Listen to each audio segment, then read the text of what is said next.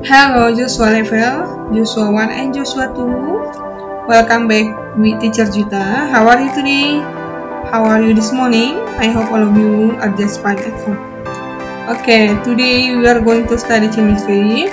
Before we study, prepare yourself and pray first. Let's pray.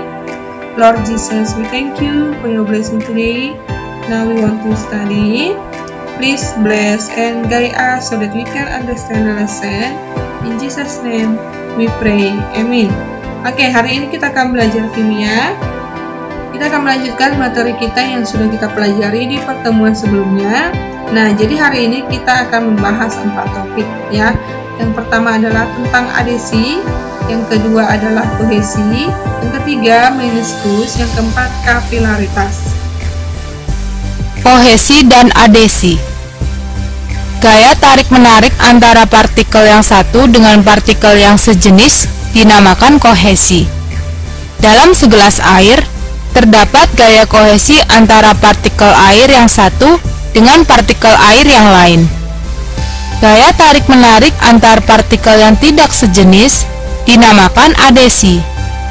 Dalam segelas air, gaya tarik-menarik antara partikel gelas dengan partikel air dinamakan adesi. Ambillah 2 buah tabung reaksi. Yang satu diolesi minyak goreng, sementara yang lain tidak. Isilah kedua tabung reaksi dengan air. Perhatikanlah bedanya. Pada tabung reaksi yang diolesi minyak goreng, permukaan air di bagian tengah lebih tinggi daripada permukaan air di bagian tepi tabung. Peristiwa ini dinamakan meniskus cembung. Apa yang menyebabkannya? Pada tabung reaksi yang diolesi minyak, terjadi interaksi antara air dengan minyak. Gaya kohesi antar partikel air lebih kuat daripada gaya adesi antara partikel air dengan partikel minyak. Akibatnya, partikel air saling tarik-menarik dan menolak partikel minyak, sehingga air menjadi menggumpal. Pada tabung reaksi yang tidak diolesi minyak goreng, permukaan air di bagian tengah lebih rendah daripada permukaan air di bagian tepi dekat tabung. Peristiwa ini dinamakan meniskus cekung. Berlawanan dengan tabung satunya, di sini gaya kohesi antar partikel air lebih lemah daripada gaya adesi antara partikel air dengan partikel tabung. Akibatnya, air cenderung memencar. Kegiatan berikutnya adalah menempatkan air dalam suatu wadah. Ambillah sebuah pipa kapiler, pipa yang diameternya sangat kecil, dan celupkan ke dalam air. Perhatikanlah, air akan naik ke atas pipa kapiler sehingga permukaan air dalam pipa menjadi lebih tinggi daripada permukaan air dalam wadah. Peristiwa ini dinamakan kapilaritas.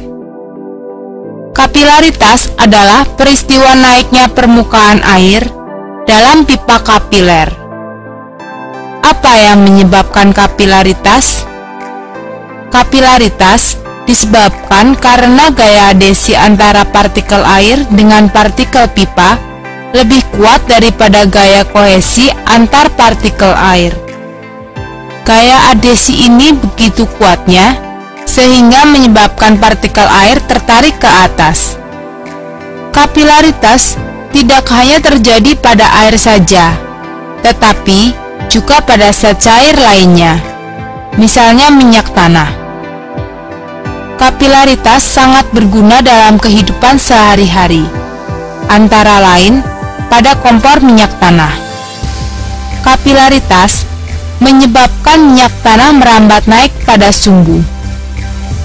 Walaupun ujung sumbu satunya tidak dicelupkan ke dalam minyak tanah, ujung ini tetap dapat terbakar. Pada tumbuh-tumbuhan, kapilaritas terjadi ketika air naik ke daun dari akar.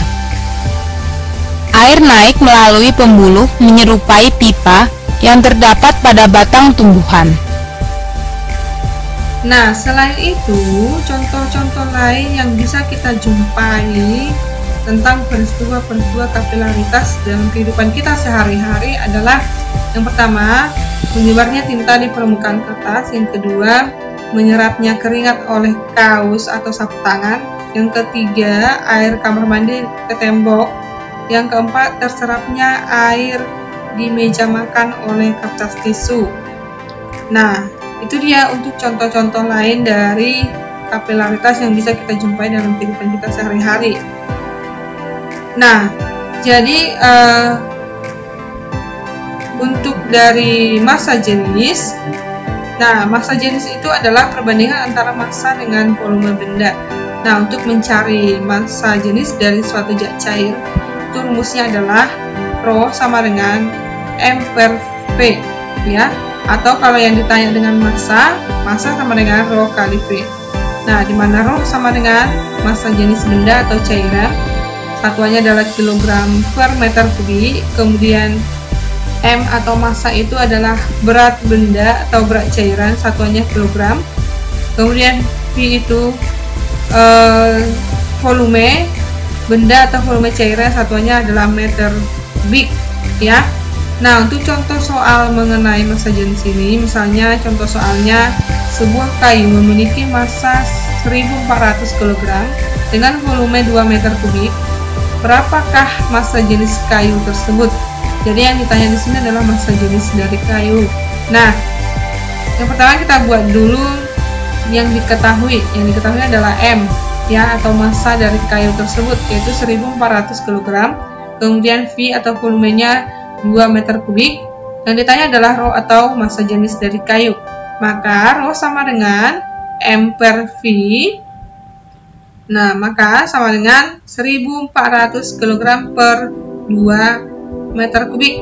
Nah, maka massa jenisnya atau Rho-nya sama dengan 700 kg per meter kubik.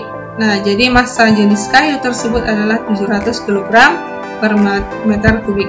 Nah, jadi kalau misalnya nanti V-nya atau volume yang tanya atau massanya, nah tinggal rumusnya yang kita ubah.